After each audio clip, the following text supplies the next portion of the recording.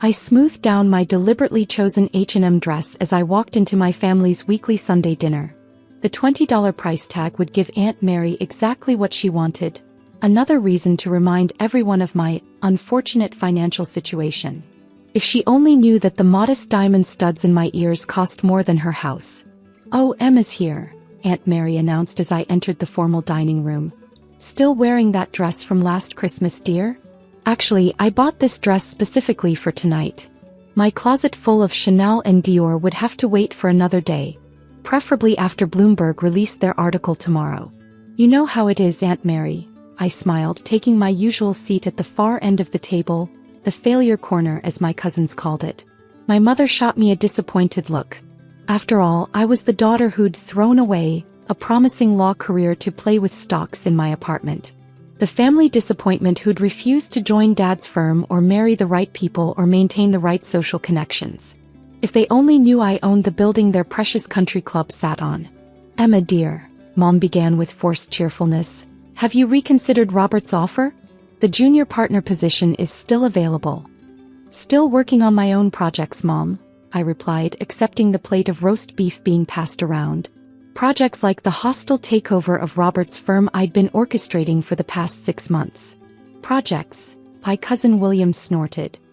"Is that what we're calling day trading now?" I bit back a smile, thinking of the hedge fund I'd built from scratch. The one that had just closed its $5 billion deal. The one that would be revealed as mine tomorrow morning. "How's the market treating you?" Uncle George asked with fake concern. "Still trying to make it big?" I thought about my net worth, carefully hidden behind shell companies and offshore accounts. $340 million as of this morning, though tomorrow's announcement would likely push it higher. "Getting by," I said quietly, playing the role they'd assigned me. The struggling investor. The family failure. The cautionary tale they used to warn their children about straying from the approved path.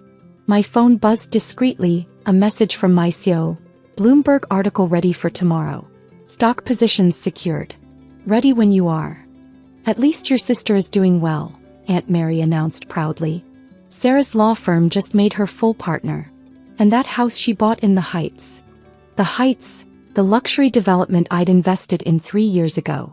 Sarah's exclusive address was actually my property, though the ownership was buried under layers of LLCs. "Speaking of real estate," Uncle George boasted, swirling his wine, "my firm just closed a deal on that new downtown development. Very exclusive. Very profitable." I nodded politely, not mentioning that my fund owned 51% of that development through a silent partnership. Uncle George's firm was essentially working for me, though he had no idea. "Emma could have had all this," Mom sighed to the table at large. "Top of her class at Yale Law. Could have had her pick of firms. But no, she had to follow this investment dream. Someone has to be the family disappointment," Cousin Rachel laughed, showing off her new tennis bracelet. "Not everyone can be successful." The bracelet was a knockoff of one I owned, the real version, bought from Cartier last year. But tonight wasn't about showing off wealth. Tonight was about letting them dig their holes just a little deeper. "More wine, Emma?" Aunt Mary offered sweetly. "I imagine you need it, living in that tiny apartment trying to make ends meet." My tiny apartment was actually the entire top floor of a luxury building I owned. The struggling lifestyle they mocked was carefully crafted to hide what I'd built while they weren't looking. "Thank you, Auntie." I accepted the wine, checking my phone again.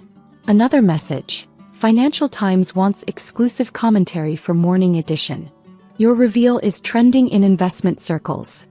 Tomorrow they'd all learn that the family failure had built something extraordinary.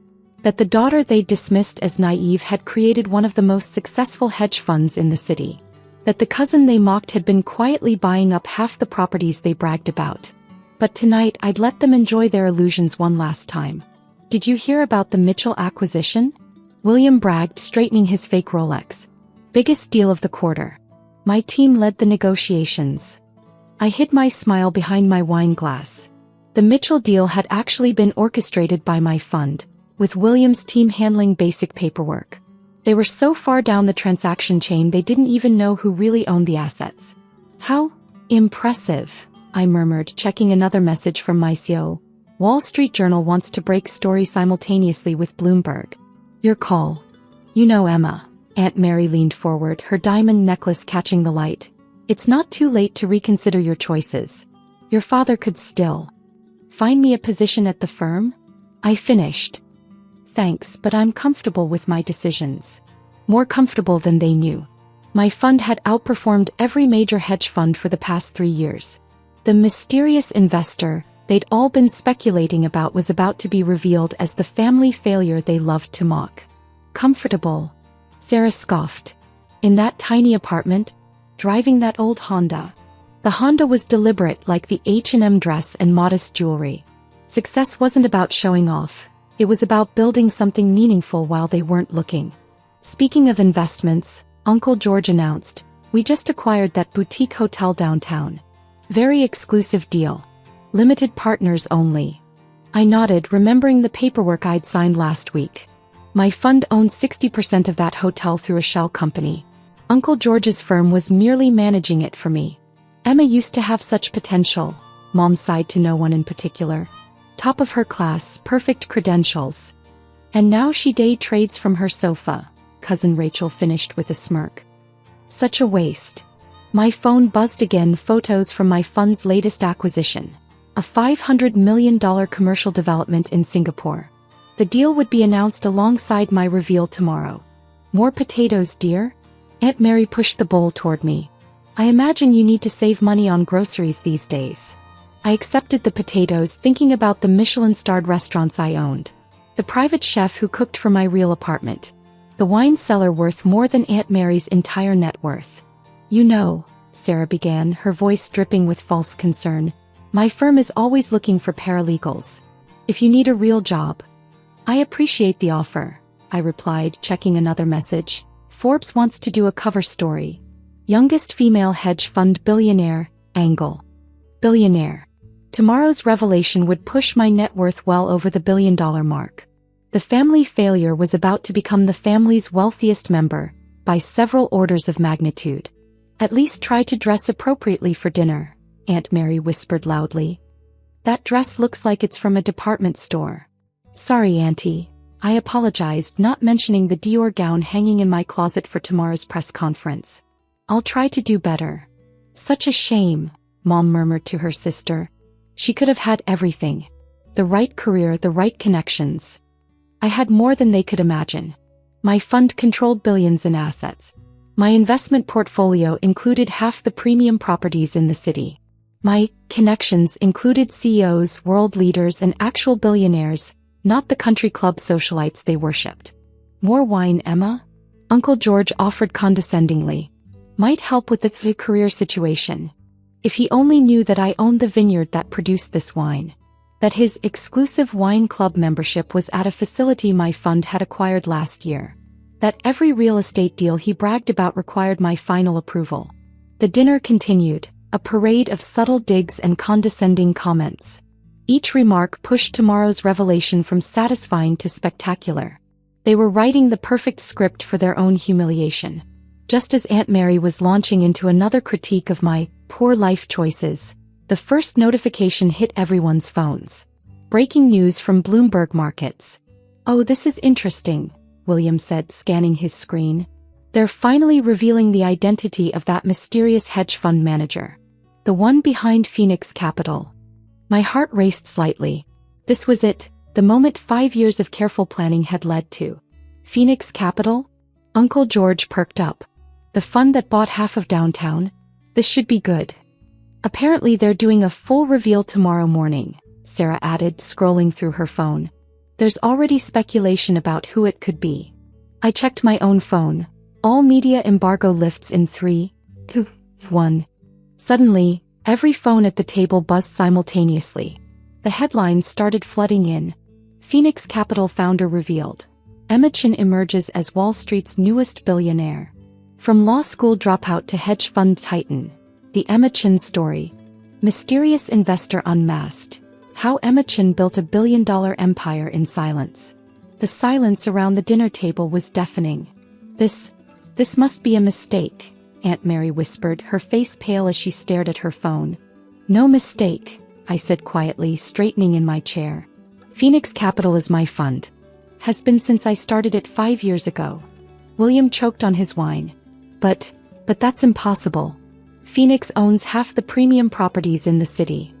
Including this house, I added casually. I bought it through a shell company last year when Uncle George's real estate firm put it up for sale.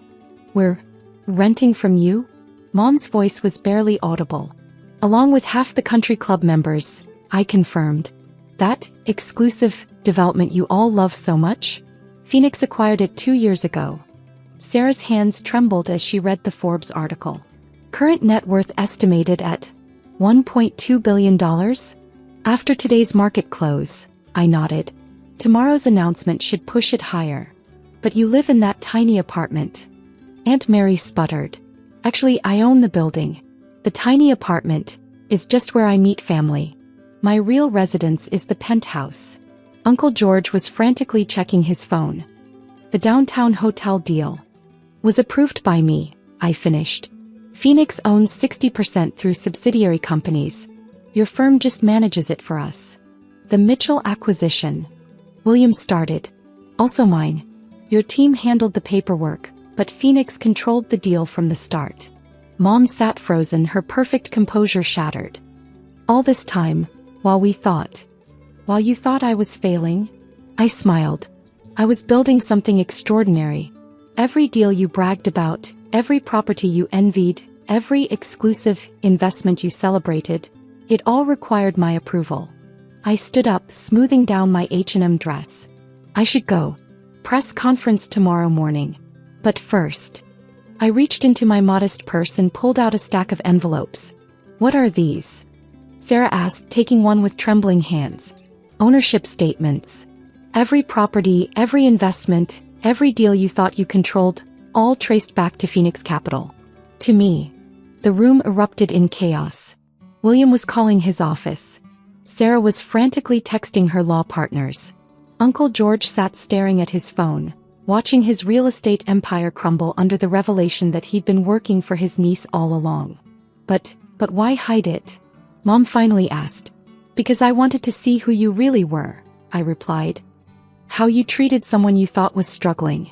How you acted when you believed you were superior. I walked to the door, then turned back. Oh, and Aunt Mary? About this dress. I pulled out my phone, displaying a photo of my Real closet. I have a wardrobe worth more than your house. I just chose to wear H&M tonight. Sometimes success isn't about showing off wealth. It's about watching people reveal their true characters. The next morning I walked into my fund's real offices, a gleaming skyscraper downtown. My H&M dress was replaced by Chanel. My modest jewelry switched for actual diamonds. The press conference was a blur of cameras and questions, but one moment stood out. A reporter asked, "Why maintain the pretense of struggling for so long?" I thought about all the Sunday dinners, all the condescending comments, all the fake concern and real disdain. Success isn't just about making money, I answered. It's about understanding people's true nature. Sometimes the best way to build an empire is to let others think you have nothing. While they're busy mocking your failures, they miss your triumphs.